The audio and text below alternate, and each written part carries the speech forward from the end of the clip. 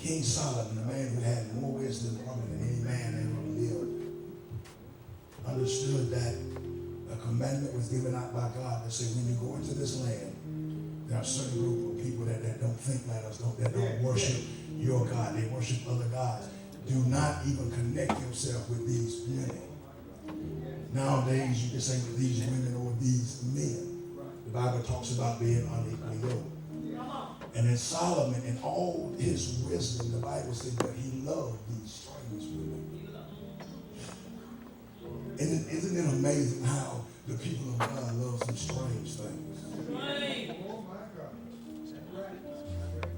He loves some strange things. And when you begin to look at the different tribes of the women that he began to name out, you'll find out that a vast majority of them in their worship, they had orgies as part of their worship. It was a part of it because they focused on gratifying the flesh. And there's something about the people of God that think that they can sneak off and do some strange things to get flesh gratified and still be people of God. But the Bible said that he loved these strange women. You know, and you can relate it in today's time in women or men. I'm just saying women because the Bible says women, but you can relate it to women and men. Isn't it amazing how some of the young men in church are always running for the strange women?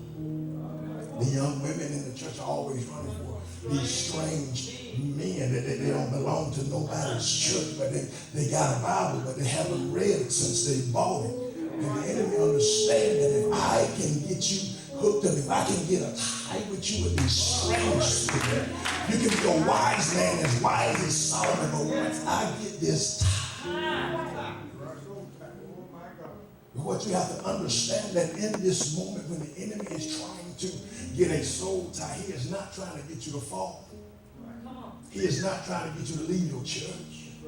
He is not trying to get you to speak ill of your pastors, of nobody in the church. He just said, I just want to get a connection. I'm going to let you keep doing what you're doing. I'm not going to interrupt it in no kind of way. I just need a connection. And what a soul tie, if you begin to define it, it is defined as a spiritual tie in a spiritual realm. That's right. It is a tie in a spiritual realm, which means that if I'm tied, even though I leave this place physically, in the spirit realm, there are spirits that can still communicate with me, even though I'm no longer where I was. That's right. How many of us have said, I don't know why I'm like I am. Come on. I don't know why I do stuff like I do. I know I need to change, but, and that's not a question you have to answer, that's not.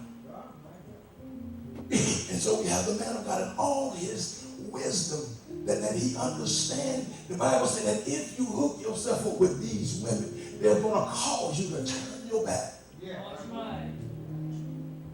on God. And begin to seek them. This is the power that a strong, that a soul tie has, to where it doesn't matter whether you're a man or woman of God. That's right. It doesn't matter that I'm a prophet. If I had not got rid of the soul ties in my life, I'll be prophesying and lying. I'll be prophesying and cheating. I'll be prophesying and trying to find shortcuts, because the enemy understands if I can get a tie, I never have to go where they at. But if they seem to get too heavy, I'll pull it.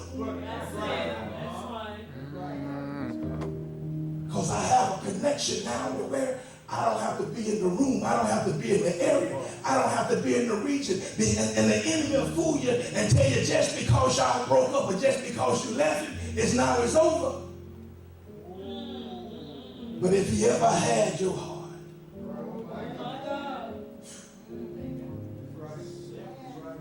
and see, this is what the enemy understands. It's during the soul tie, you gave your heart to a man or a woman, and it's there. So now, even though you're in the church, you can't fully give your heart to God. You say, I don't know why I can't move past to where I'm at. I don't know why I can't go back. And God, because there's still a time. That's right. Now there are some good times. Because you see that David, the Bible said that David and Jonathan had a time. Now there are some good ones.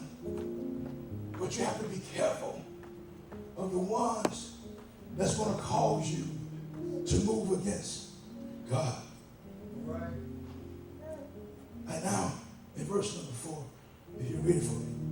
For it came to pass, when Solomon was old, that his wives turned away his heart after other gods. Did what?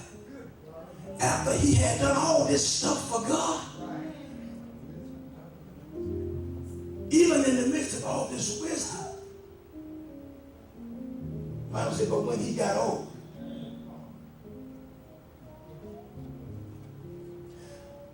that his wives turned his heart away from God. Man of God.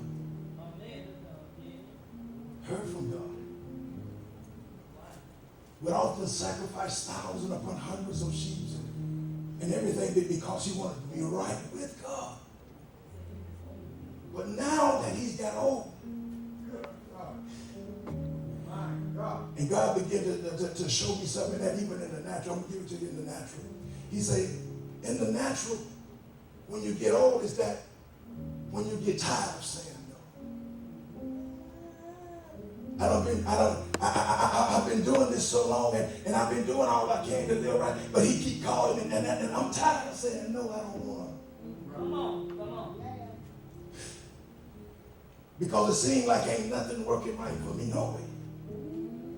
And I'm tired. When is God going to come on my behalf? When you get old, it's when your depression begins to come down and you begin to feel tired. Like, is it ever going to happen for me? Come on. Young man, when am I going to get married? Young woman, when am I going to get married? Seems like everybody got somebody or dating somebody that look like potential, but God, where is mine? All right. And what you'll find that in that time, all of a sudden, someone will come walking. All right. Because they know you're tired. Tired of waiting. Good. Just tired. Just tired. I've been living right, I've been tired, but I'm now tired. And the enemy is saying, yeah, come on with your tithes. Because I'm going to tie something to you that even when you do get saved, I'm going to still have an attachment. And if you go to moving too far, I'm going to pull you. Yes, sir. Come on with your tithes. That's what he said. He's just drawing. That's true. Come on. Yeah. Yeah, you do got the right to be with somebody.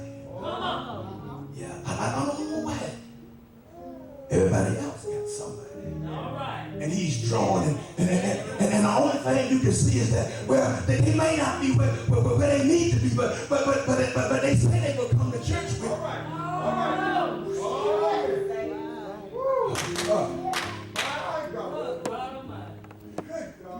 I know they ain't right, but he said, yeah, that's right. Even the man of God, wisdom beyond, that had enough sense to ask God not for things, but for wisdom. That's right. When he hooked up with a string. Now let me give you the definition of string. Yes, sir. Because I don't want some young man just to be looking for some strange looking woman or some young woman to be looking for a strange looking man. Because part of the reason that Solomon was so attracted to these women is because they look good. Right. They wasn't ugly. Right. They looked like they should have been with a king. All right. It looked like they should have been. But what he found out is that after they got past the look, when I begin to talk to you, you don't even believe believe in women preachers, and God called me to preach. When I talk strange. That's right. Oh my God. Change. I know there's a call, but you don't even believe in the same thing that I believe. But I'm going to overlook that because you look like what God promised to me. That's right. See, and it's during these times that you learn to thank God for leadership. Because what leadership does, because see, during this time, you can't trust your people. That's right. Oh, God. You can't trust what you feel. You can't trust what you think you see. You have to come to leadership and say, let me introduce you. Tell me. Because if I go off what I go off, I'm sitting there and I'm saying they're not what they need to be, but God can turn them around. Now let me help somebody. I hear somebody saying, but there was a time I wasn't where I needed to be. And anybody who was where they needed to be in church that dated you was a friend. That's right. That's right. Oh yeah. That's right. Because once you get to a place in God, and the Bible says, be ye not unequally yoked. They can be in your church, but not where you at. That's right. They could be sitting next to you on the pew and not be where you are spiritually.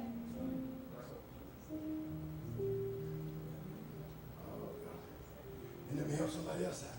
It don't mean that all the people that are spiritually yoked for you are sitting inside the world. Case in example. Tell y'all Carter, Sister Gabby. She didn't go to this church. But it was something about when the two of them talked. I remember, and this is testimony, I don't try to tell you, but I remember he was telling me about it, and I'm going to say it again because he told me. And he said that one of the first things that she wanted to know is, do you believe in paying your tithe? I don't know. Not what he's driving. Not what he Not what he's working. Ah. But do you believe in doing what I already do? I ain't got time to wait on God to teach you to do what he wants. But do you already do what I do? Because God, she understood that God had brought me too far. That's right. That's right. To go back. I ain't got time if you don't believe in tithing with you fussing to my where the money going. That's right. I ain't got time for you talking about if you don't believe in tithing. You know all the preachers getting the money anyway. You saw what they drive. I don't have time for that. And so I cannot afford to be unequally yoked with nothing strained.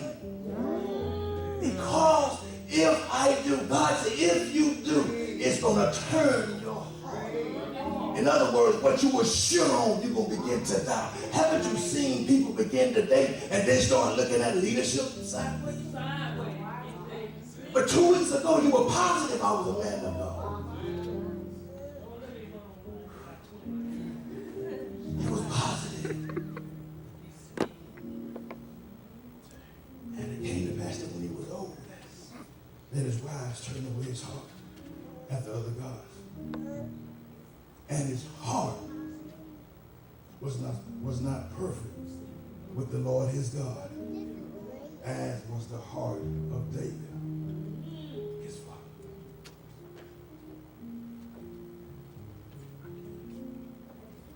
The reason I use this twine, and I want you to feel it.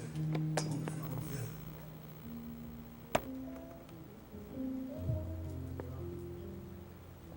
Feel this twine. I don't care how much you cry over it, it won't break. I don't care how much you roll across the floor, it won't break. If you bite it, it won't break. It's tougher than what it looks like. The only thing that's going to cause this to break is that you got to put some sharp to it.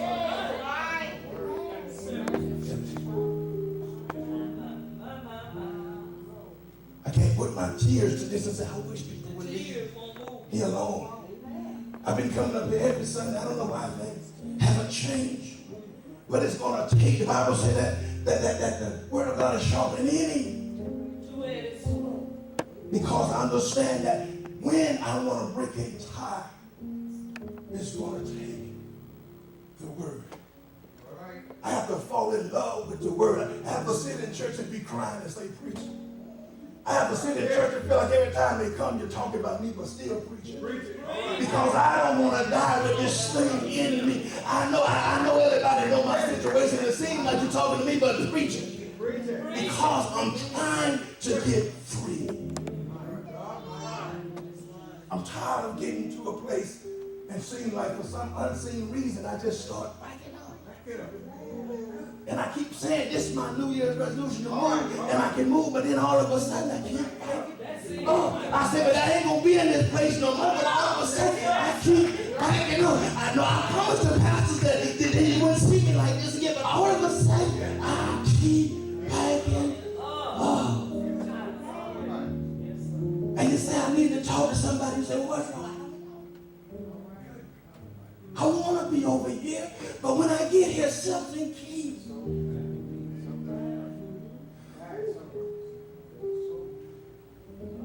Check your loop. Check your loop. I told you, when I came into the church this last time, I knew that there was something that I had to release to leadership. Didn't know how they was going to take it. Didn't know what they was going to say. But I knew that this thing, it would allow me to preach and run revivals. And you saw me a year later, I was backside. I get back right with God. I said, God, give me another chance. I get back right. So me a year later, I was back on the street again. So when I came, I said, God, I don't want nothing to hold me this time. I want to be right. And he began to show me some things that I had to do in my life. And Chris would tell you, out of all the people that I used to hang with, Chris is the only one now that I hang with. And he would tell you that when he wasn't saved, I didn't even hang with him. All right. Well, because I didn't still love him as a cousin and a friend. Yeah. It's just that I had to untie myself from some things. There were some places that we were. There were some things that we done that I couldn't get over, and I had to release it. That's right. And through the teaching and through the word of God, after I released it, they began to cut that thing off of me. That's right. So when he got old,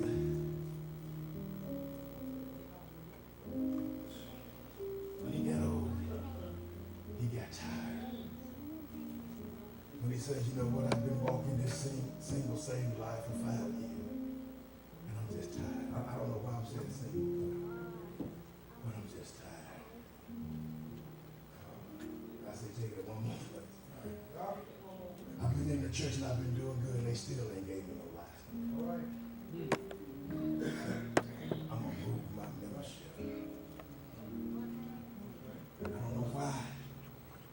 You look in that mirror and the enemy will fool you. You look in the mirror and you'll start saying, I'm a good person. I may not be where I was, but if you'd have known me a few years ago, we've all done it. And the enemy, he wants you to stay in that mirror long enough to number one, believe that God is no longer concerned about you. That's right. Yeah. That's right. If he can get you to the place to where you can feel that I am not a priority to God. I'm looking for somebody, but God ain't looking for nobody for me. He don't have nobody for me. If he can get you to that place, you are safe within yourself. Then the man said in Luke, he said, I say to my soul. That's right. Your soul. That's the soul. You will say to yourself. That's right. You won't voice it to me, you won't say it out loud, but you will say, I'm a fire to me somebody. That's right. That's right. You will speak that in your soul. In your soul. And unaware to you.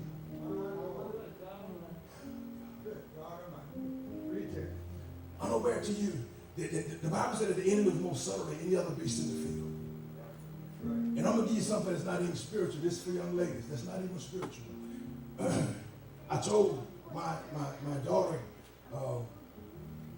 she was in 6th grade. And she came home and she was, we were sitting down and we was talking about boys and going over some things. And she asked me about kissing the boy.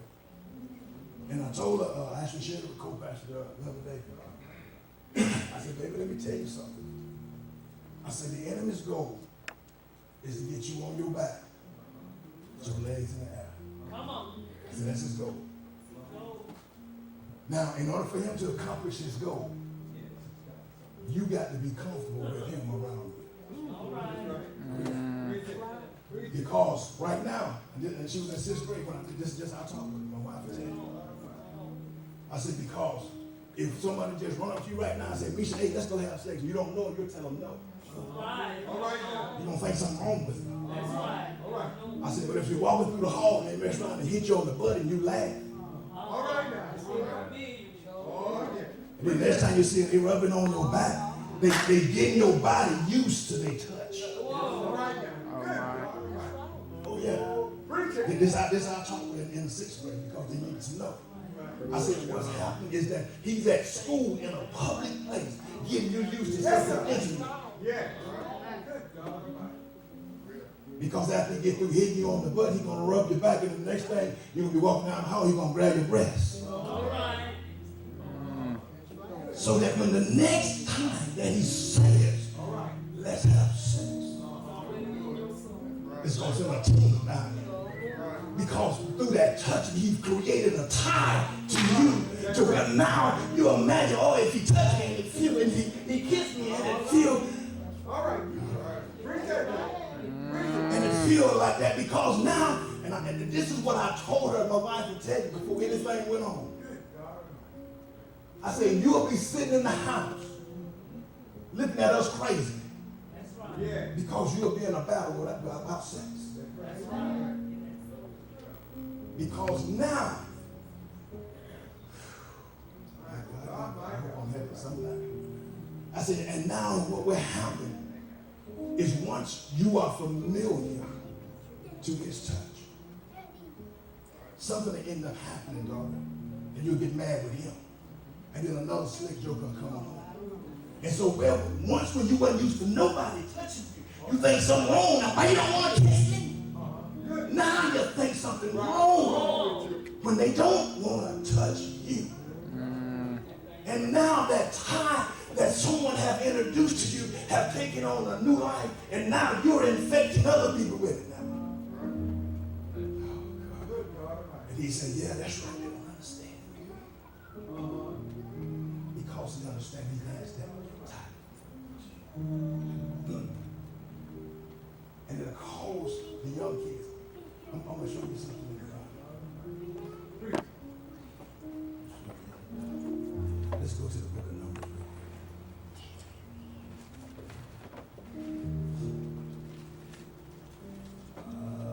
Yes. I hope I'm helping somebody. Yes.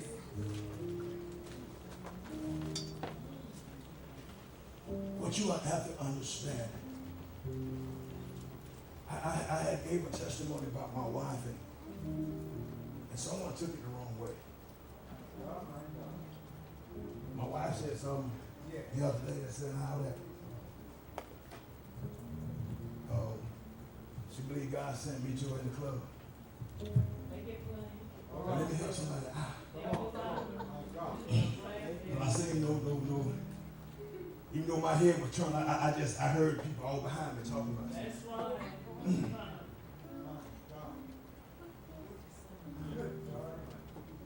When we started dating, we were dating as sinners. They that sinner. She wasn't saved and met me. I wasn't saved and met her. Yeah. But we both at the club. All right. She was drinking, I was selling drugs. We met. Along the process, I'll never forget. She asked, did you ask me that I asked you what thing we be doing next year this time? I asked her, I said, what do you think we'll be doing next year this time? And she went on with something. I was like, all right. She said, well, what you think? I said, I think we'll be at church next year this time. And she laughed just like you did just then. She laughed like, you might be in church. I'm going to be back there.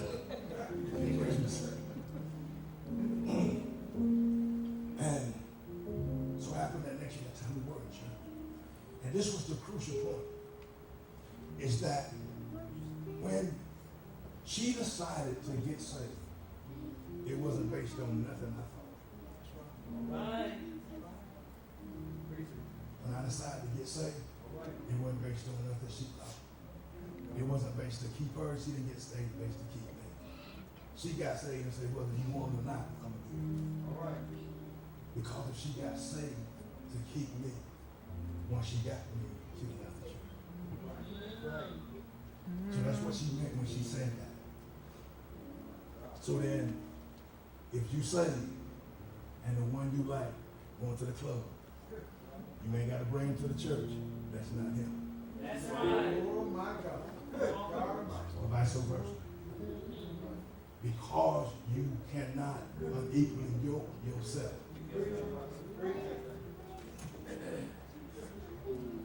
The only way that that could be him is if you up here in front of us every Sunday living a lie like you say, Come on. and you really the club, That's and right. both of y'all still sinners, but you just a tithing sinner. But if you say, and everybody just said they were, right? So then they go for everybody. But if you say, oh God, he or she is a distraction trying to pull you in. And even though you don't think it, even though you think you're stronger than that, even though you think it won't work, Solomon, the Bible says he wise, strong. He got way more wisdom than what we have. But he says, in the book of Numbers, chapter 30.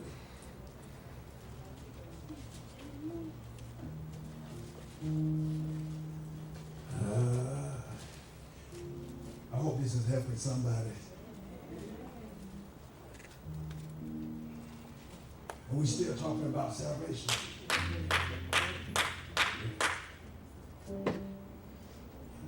Numbers chapter 30, you have it. I want you to read something that because what happens and what we don't realize is that a lot of things about the spiritual realm, if you don't understand them, you'll get yourself into trouble and not even know it. That's right. Is that whenever we begin to talk about vows and stuff, and the Bible talks about making a vow, and what it's saying, the things that you say out of your mouth, the things that you say out of your mouth, whether you perform them or not, God say in the spiritual realm, you are bound to them. Whether you change your mind, whether somebody makes you mad, whether you get upset, he said you are bound to them. I'm going to give you an example.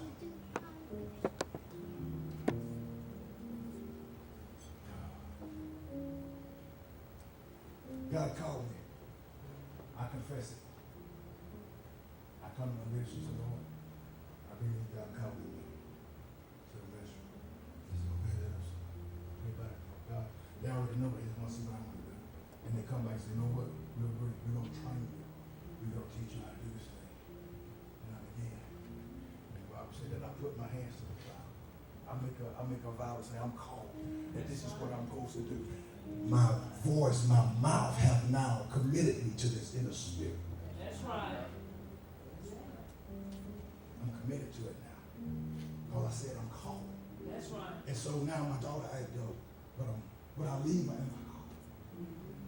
She run away, have two daughters. Then now two daughters run away. Am I still called? Do I get frustrated and leave and say that if I wasn't spending so much time talking with other people about that stuff that I could have, am I still? In other words, I got that in my frustration, I keep going. That when I see other young daughters, I don't get upset because mine wasn't different, but I still keep teaching you. That's I right. still keep talking to That's you. right. And I do it with a good heart. That's right. Not out of resentment, and I keep going because the Bible says that if I take my hands off Off the book. and turn back, And turn back. then I'm no Not longer me. fit. But it came out of my mouth. God Almighty. He said, because now you are bound This is another form of tie to where you can tie yourself to things that can be good. God said, now, you don't even have the right to get tired. You don't have the right to get frustrated. You don't have the right to turn loose. Because you have, your word has been out. Now, in the book of Numbers, the chapter 30, it's talking about vows. I don't want him to get too much.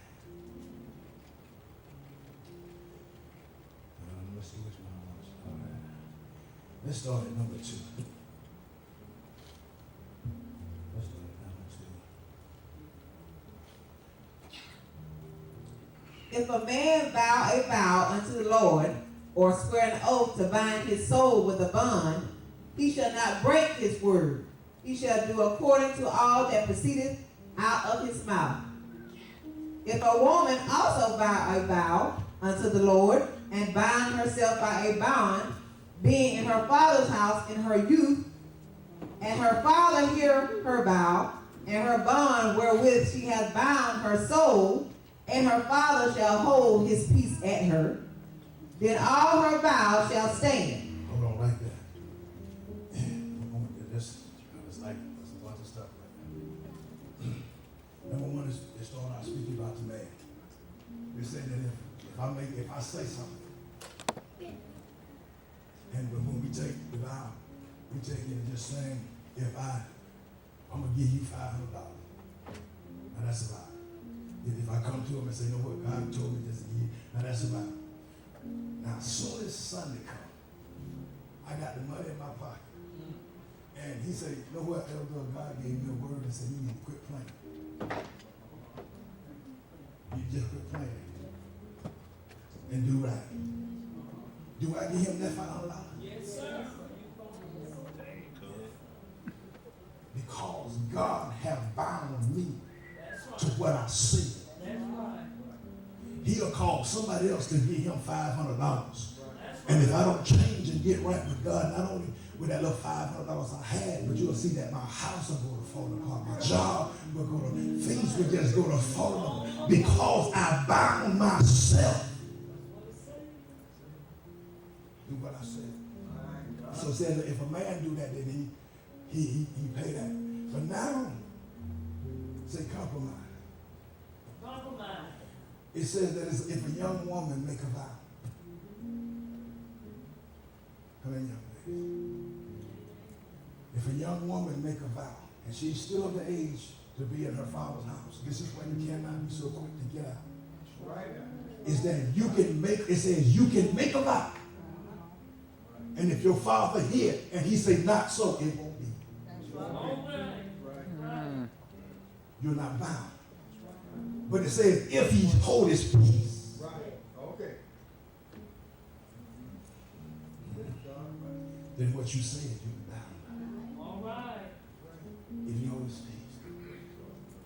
This is why you'll see those of us who have children that sometimes you can't understand that what we're doing and what we're saying, but you understand the ties that the enemy be trying to hook to it. And as a father, you have to open your mouth and say something. Now, I'm getting a lot of strange look for some young ladies because you was in disagreement with some things that you heard, but it saved your life. Save your life. He says that if you make this vow and the father open his mouth and say not so, then you can be saved from it. And now this also is showing you how God operates in the church through grace and mercy. All right. It is showing you how he operates in the church through grace and mercy. Because, and you ain't got to raise your hand, but because you know some of the young ladies, because you wanted to get a bill paid or a car note paid, you told that guy you love him and you'll be with him forever. You didn't need that. Whatever you want, boo, I got you. I got it. You know, you're setting it. And what we didn't understand back in those days when we were sitting there lying to the young ladies and young women was lying, we didn't understand that you would create a tie to where now you an adult. cake, you know, dog. Just trying to see the age. I'm gonna say something quick. This is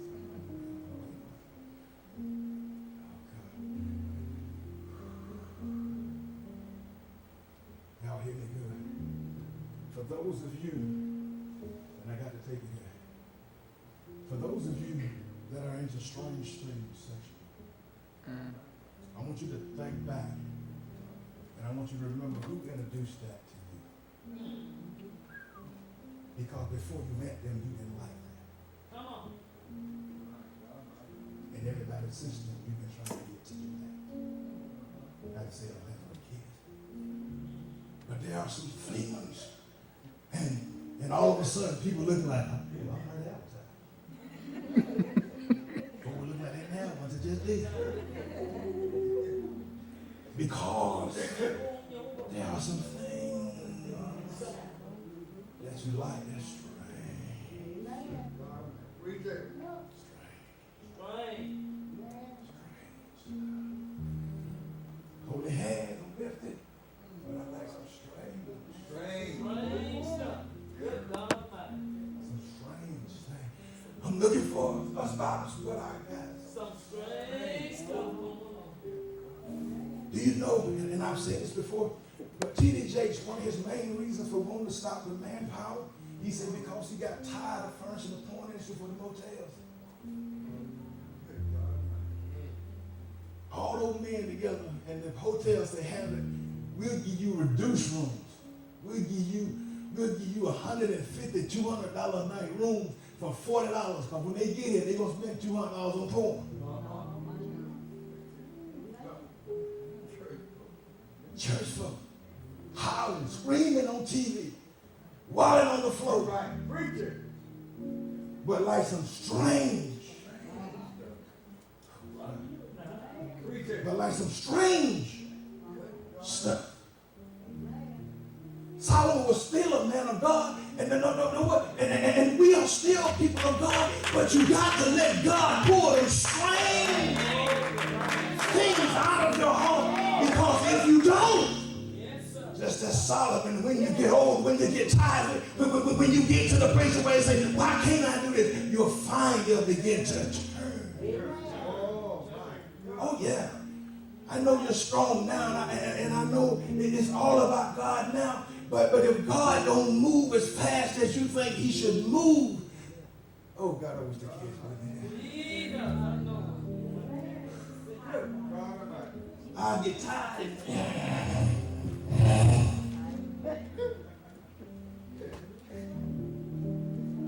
God bless you. Yes, sir. Where y'all came from?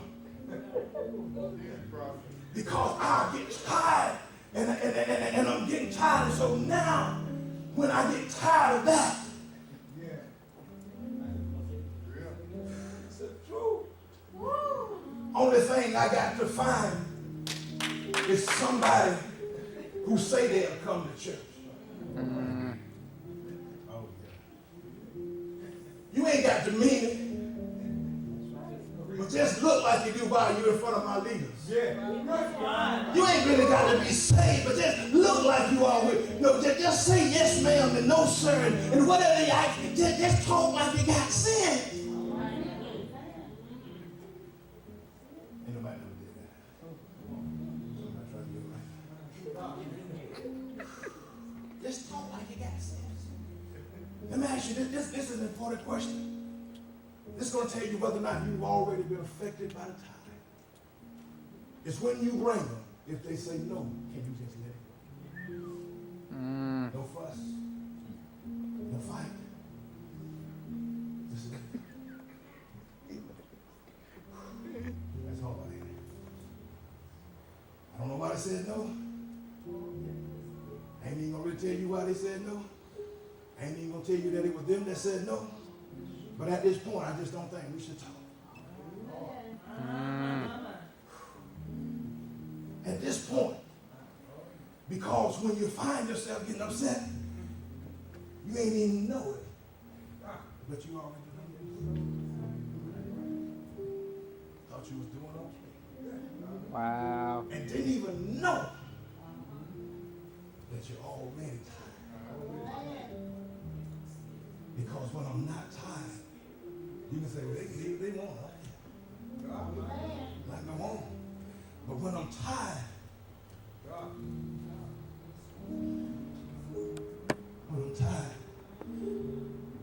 don't care what they do. Well, I care a little bit. I don't care who you call. Who numbers this in your phone?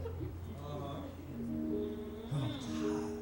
And I'm always, and oftentimes it's amazing that you don't know how much you're tired until God say let it go. That's right. That's right. Because it don't seem like you're tired as long as you feel these things you can have. But when he said no, but not now, you see how tired you are. And my best intention,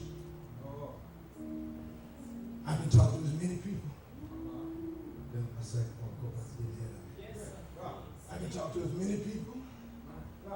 I can talk to spiritual advisors. I can talk to the person who wrote the Bible.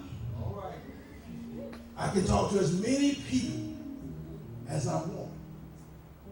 But it's going to take some sharp to cut this. And that's the word of God.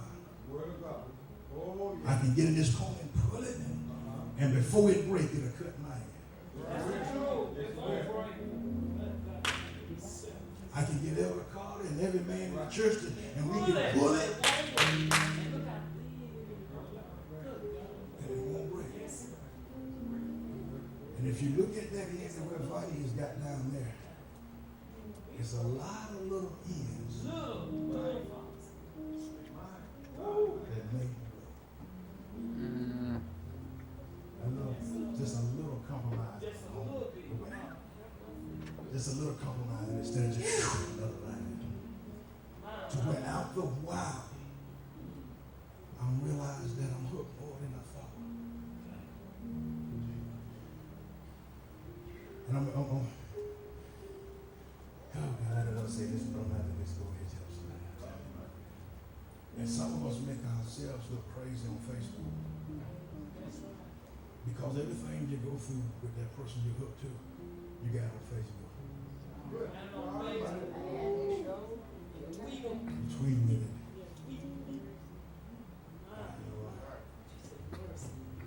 And it's over and you change your, even though you're single, you change your relationship status from married to single. And ain't nobody never seen your wedding, but you got married some kind of way. And you change your status. Like the single.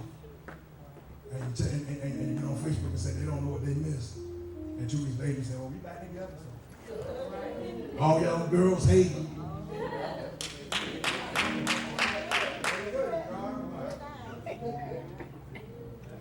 You ain't got to say hate me, man. Just say, ouch.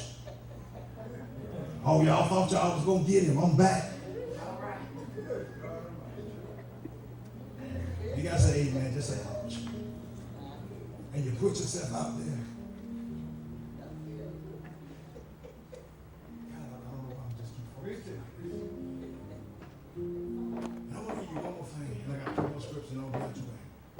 Young lady, this is, if my daughter was here, she would tell you that this is how I talk to her when I begin to talk about things of this nature because I need her to have a full understanding. Kira, she can tell you that. Amen. Young ladies, y'all hear me good. Y'all hear me good. A man, whether he is saved or not, can see desperation. You ain't got to be saved. You don't have to be a prophet. You ain't got to have no gift. That's right. But he can look at a single lady and see desperation. That's right. He can look at a married woman and see desperation. That's right. He can look at a woman that says she's saved herself for God and see, yeah, but she died. That's right. Without any spiritual gift at all. Without any spiritual gift at all. And because those times,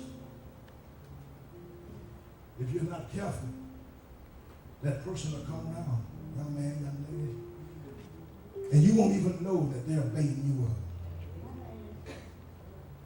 Oh, you such and such. Oh, hey, how you doing? Don't start nothing and say, oh yeah, I know them every time they come, they just speak to me. 2 or 3 weeks go by. You get gagged, they just don't want that. And all of a sudden you just looking through your Facebook and you can see a friend request. All right. My God. Crucial. Because they can recognize that they can see she's a good girl. But she tired. Yeah. She trying to do the right thing. But she tired. I'm gonna go to church, see how many single men in that church. She gonna think I'm coming to be with her, but I just wanna see how many men. Come on. Because they might be too saved to do what I do. But I can tell you, she tired. And you'll bring them to church and they'll come for a few times and they'll be like, I don't know that ever God, I don't know. He just too up in your face with stuff. I don't know. Separate you from who can tell you. And it's create this soul tie.